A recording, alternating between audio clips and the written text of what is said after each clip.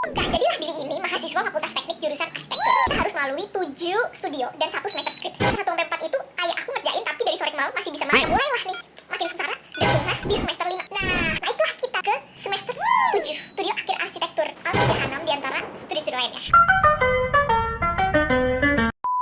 Hello, fantastic people. This is Casey 8 speaking here, and welcome to my channel.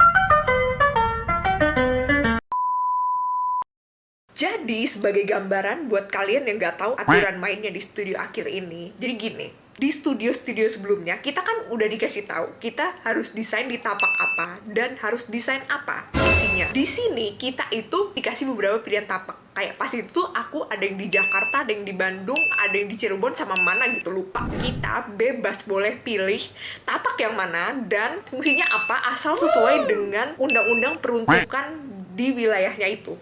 And this is it, guys. Jadi aku nggak tahu pada saat itu aku lagi kerasukan setan neropeng atau apa, pokoknya aku kayak dapat banyak cobaan bertubi-tubi menghempas diri ini yang terpana dan membuat indah. Let's start, oke? Cobaan pertama.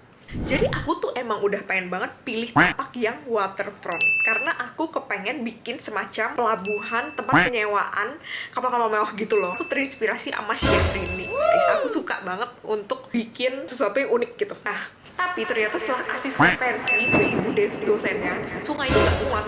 Jadi akhirnya aku disuruh ganti gitu. Nah, karena tapak ini ada di subzona S6 atau subzona prasarana umum, pilihan sisanya tuh selain pelabuhan, kita boleh pilih kayak semacam puskesmas, pasar, penjara, dan lain-lain yang gitu-gitu lah, guys, pokoknya. Akhirnya, dari sekian banyak, aku pilih bikin pasar ikan. Karena menurut aku tuh bikin bangunan bisnis itu challenging dan seru aja. Nah, di kenyataannya, bikin pasar ikan itu ternyata tidak sesederhana yang aku bayangkan. Nemen, guys, oke, boy-boyan. Cobaan kedua, guys. Jadi, berbeda dengan semester-semester lainnya atau studio lainnya, di SAH ini aku merasa kayak time is gold. Waktu adalah emas.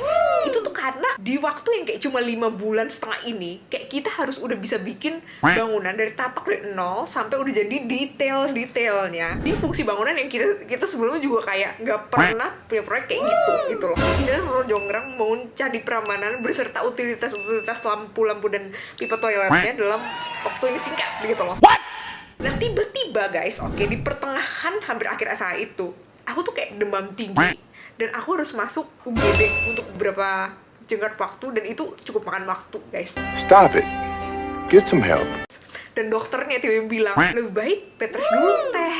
Jangan kerja dulu. Kalau bisa bed restnya tuh kayak 3 bulan. Terus gue kan udah kerjain setengah nih ya. Dan aku tidak mau merelakan itu. Sampai malas banget ngolah studio ya. Jadi akhirnya aku tetap kerjain, dan untung banget kayak ada teman-teman aku yang menyupport. Thank you very much, I thank you. Cobaan ketiga. Nah, ternyata cobaan itu tidak berhenti di situ aja, guys. Begini ceritanya.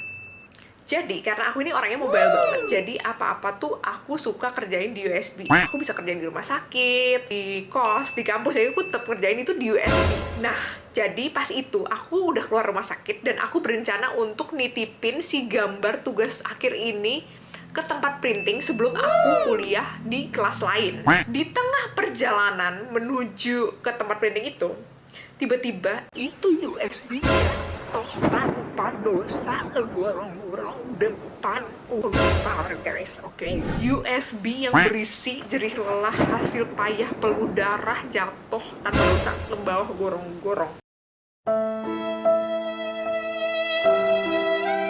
Nah, aku lemes dan itu udah mau kelas, udah mau telat, jadi aku tinggalin tuh USB di situ. Ceritain lah aku ke one of my bestie, Livia Cristela, flip USB SAA gue nyemplung di gorong-gorong depan Unpar.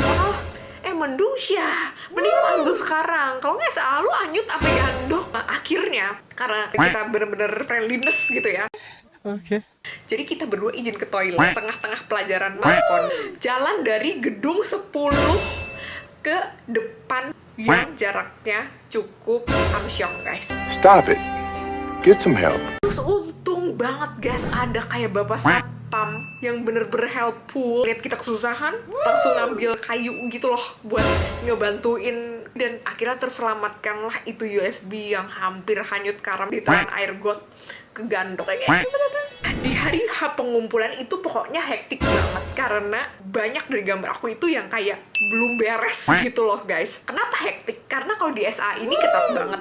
Kita kayak dikasih semacam apa ya, checklist gitu, checklist gambar. Dan kalau misalnya ada satu gambar yang nggak ada sebagus cetar membahan apapun gambar kita, itu tetap kalian tuh gugur. Pas itu karena aku udah lemes, akhirnya udah ini nggak mau keburu. Akhirnya aku ambil kertas kalkir dan aku gambar pakai spidol snowman papan tulis biar cepet kelar. Yang penting kayak gambar aku aduh gitu lah ya kan. Alhamdulillah, puji Tuhan, puji syukur, akhirnya aku berhasil untuk mengumpulkan itu gambar tepat waktu. Dan kalau ada hasilnya dan aku masih niat untuk ngumpulin, aku kasih lihat di screen.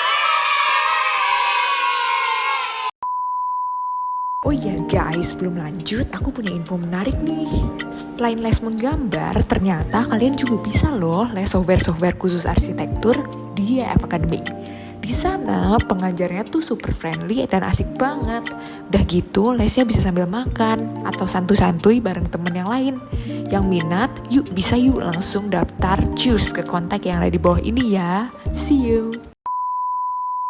Nah, beberapa hari kemudian jadwal sidangnya tuh keluar bagi orang-orang yang gambarnya lolos seleksi. Dan aku, you know guys, aku dapat sidang Jumat Kliwon malam. Jadi orang paling terakhir di satu angkatan. Oke. Guys, aku tuh seru banget guys. Aku yang bestie yang paling backsoundnya Livia mendokumentasikan momen-momen berharga ini. Oke. Di depan pintu. Terus beberapa hari kemudian kita itu dikumpulin kayak di satu hall gede auditorium gitu. Dan itu tuh kita diumumin semua orang punya nilai. Dan you know guys, aku dapet A.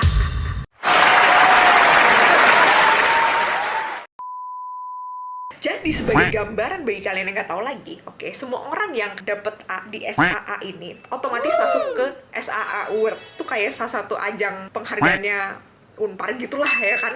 Nah itu tuh kayak kita disuruh bikin satu tampilan lagi kayak tampilan website, dan itu nanti akan dijuriin oleh juri nasional and international. Nah pasti aku itu yang ngejuriin kayak ada 3, Pak Ketut Rana dan Pak Budi Sukada dari IAI Indonesia ini, Ikatan Arsitek Indonesia, dan satu lagi tuh Pak Hamdan dari Malaysia. Tadinya aku tuh udah nggak mau ikut ini awards guys.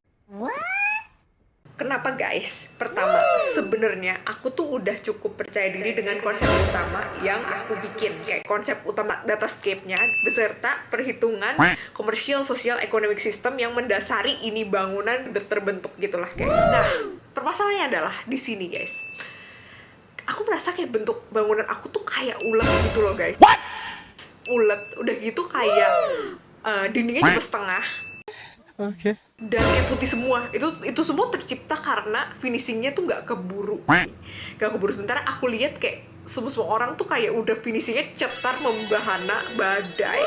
Alasan kedua guys, jadi setelah aku dapet A itu guys, aku tuh udah tidak tertarik untuk melanjutkan pekerjaan di bidang arsitektur ini. Intinya aku tuh udah nggak pengen ikutan di awards karena aku udah pikir pengen jualan aja kayak all shop atau buka-buka toko bangunan, dan aku jadi kayak AI kasirnya gitu loh guys. Tapi karena mamaku kayak udahlah kamu ikut aja, orang udah masuk jadi kayak gak ruginya. Ya udah akhirnya aku ikut, dan ternyata guys, tahukah kalian, aku inget banget si Pak Hamdan itu pas penjurian dia bilang bangunan ulet aku itu yang aku kira kayak sampah banget, so sexy and so tropical, dan akhirnya aku dapet citation award di award itu. Oh my god. Nah yang bikin shock lagi and so miracle adalah ini guys. Oke, ini adalah puncaknya. Jadi setelah penjurian itu ternyata kayak ada beberapa orang yang aku nggak kenal tuh nonton di situ. Dan di SH itu kan kita kayak nyantumin nomor kontak kita kan. Nah itu kayak nggak nyampe 24 jam. Ada cukup banyak orang yang kayak kontak nomor gua dan kayak nawarin kerjaan, lu mau nge-develop properti ini, developer itu karena konsep bangunan ulet aku guys. Oke. Jadi akhirnya aku nggak jadi belum jadi buka toko material guys.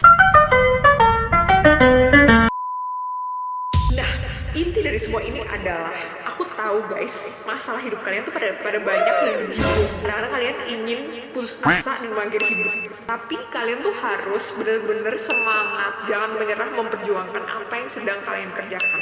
Karena kalian tuh bener-bener nggak tahu mujizat apa yang akan Tuhan kasih buat kalian di kehidupan kalian di masa datang.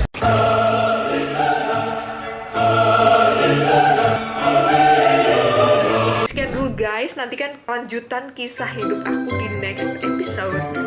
Bye!